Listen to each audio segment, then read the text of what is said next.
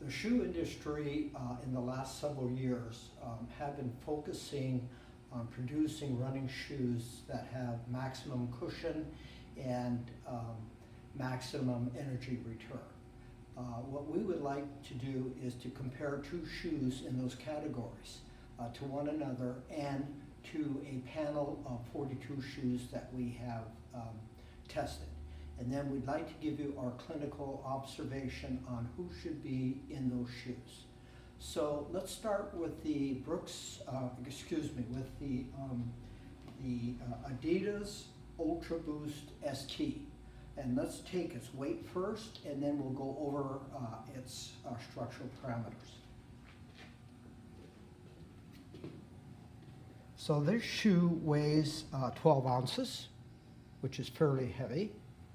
We pre-tested the shoe just before the video so we could shorten it. It had a midfoot stability of 26 inch-pounds, which is in the minimal category.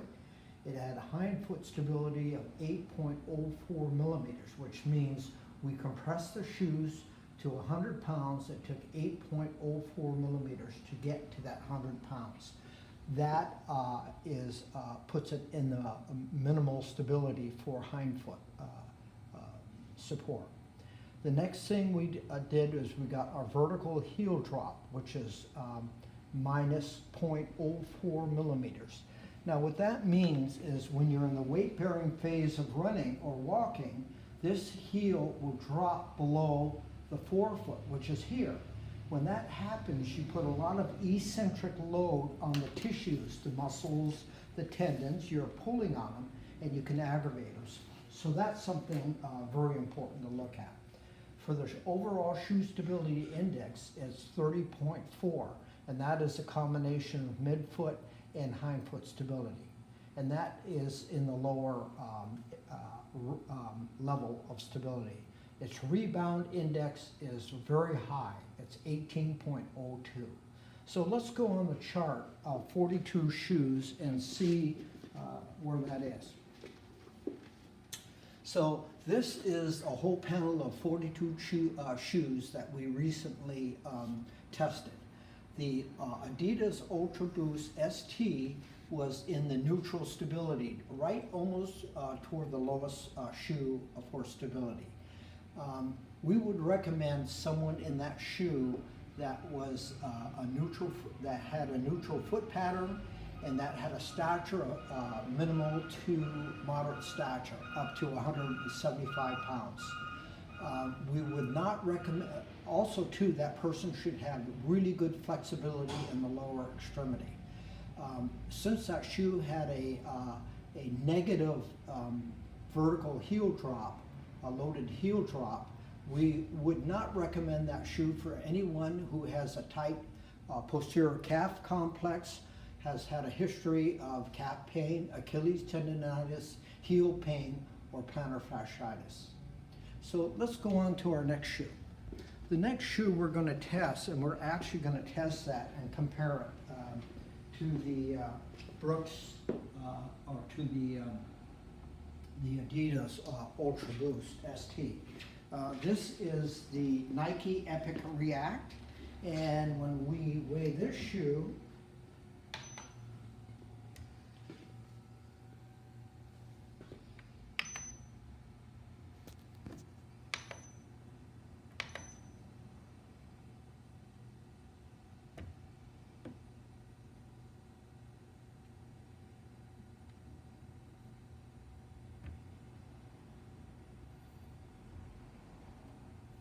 it weighs 8.8 ounces. So that's quite a bit lighter than the Ultra Boost.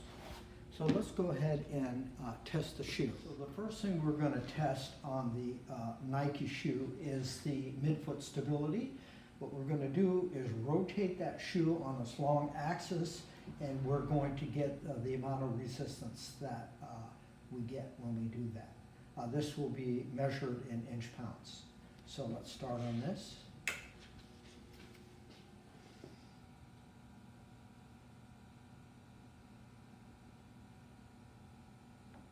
So we have 30 inch-pounds. Let's put that in our calculator.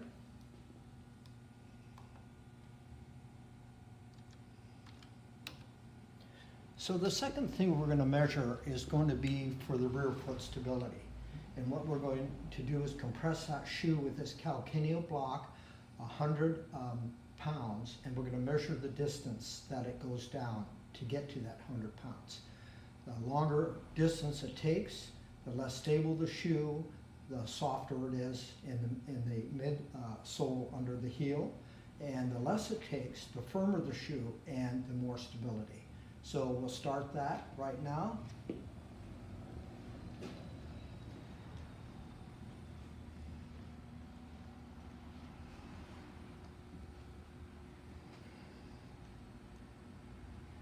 So we're going to go up to 100 pounds, and our side calculator will tell us how many millimeters it took to get there. And we have 8.64 millimeters. So let's put that in our calculator.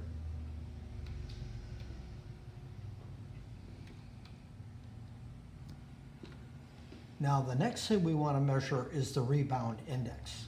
So we're going to compress this to 100 pounds, release the calcaneal block. As it travels up, we'll measure the number of, or the amount of millimeters it went up, and that'll give us the amount of energy. The calculator all set to measure the energy rebound.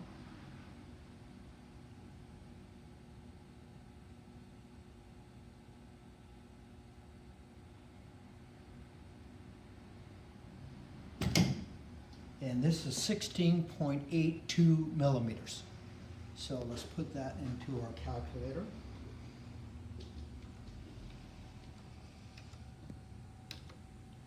So the midfoot stability of this shoe was 30 inch-pounds, which is minimal.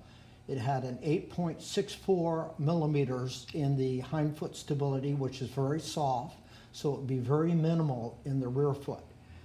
It's got a vertical heel drop of plus 1.36 millimeters. So that's good.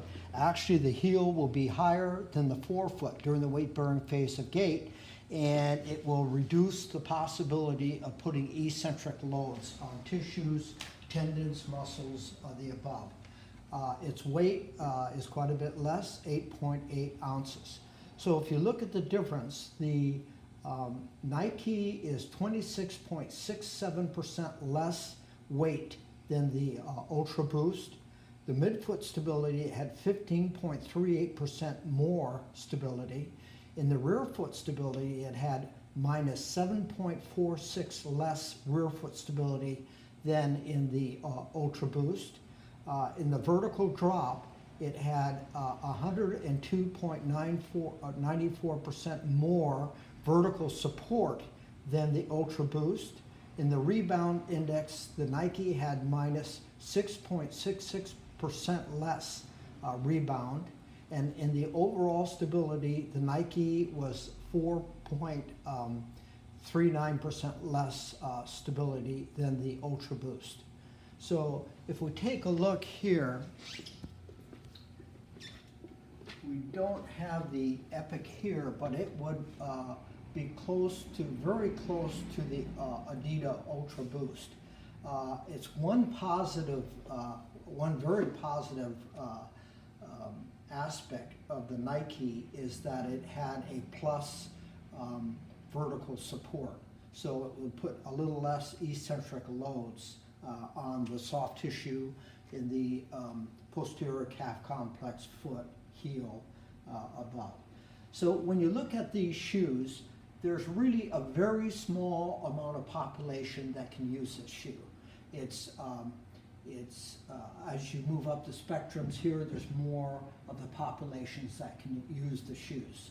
So I really believe that a lot of these shoes are mass marketed and shouldn't be because of those structural parameters.